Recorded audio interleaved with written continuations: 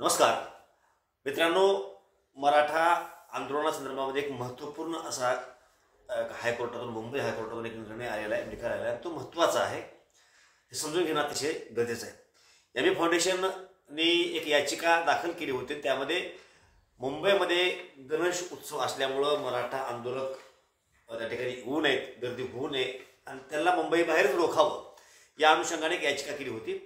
त्या याचिकेवरती निर्णय देताना हायकोर्टानं सांगितलेलं आहे की आपण जरांगे पाटील यांना पक्षकार केलं नसल्यामुळं आम्ही त्यांच्या विरोधामध्ये कुठल्या प्रकारचा निर्णय देऊ शकत नाही, नंबर 1। नंबर 2, जर आझाद मैदानामध्ये जरांगे पाटलांना परवानगी भेटली तर जरांगे पाटील तिथं शांततापूर्ण मार्गाने आंदोलन करू शकतात, हा त्यांचा अधिकार आहे।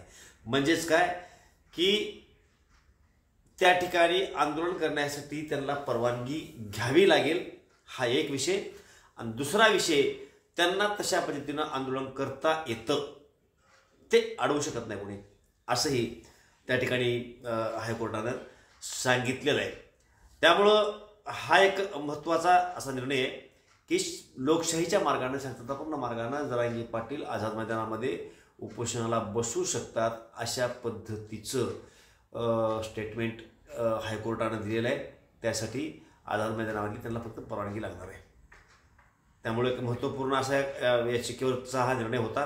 मुंबईच्या बाहेरच जरांगे पाटलांना रोखता आलं तर रोखता यावं या अनुषंगाने ही याचिका दाखल करण्यात आली होती, परंतु त्यावर हायकोर्टानं आपली टिप्पणी देताना सांगितलेलं आहे की जरांगे पाटलाला आपण पक्षकार केलं नसल्यामुळं आम्ही त्यांच्या विरोधामध्ये कुठल्या प्रकारचा निर्णय देऊ शकत नाही आणि जरांगे पाटील व मराठा समाजाला आझाद मैदानाची परवानगी काढून त्या ठिकाणी उपोषण शांततापूर्ण मार्गाने करण्याचा अधिकार आहे, अशा पद्धतीची टिप्पणी हायकोर्टाची आहे। असा एक महत्त्वपूर्ण असा हा निर्णय होता, तो आपल्याला पोहोचण्याचा प्रयत्न केला।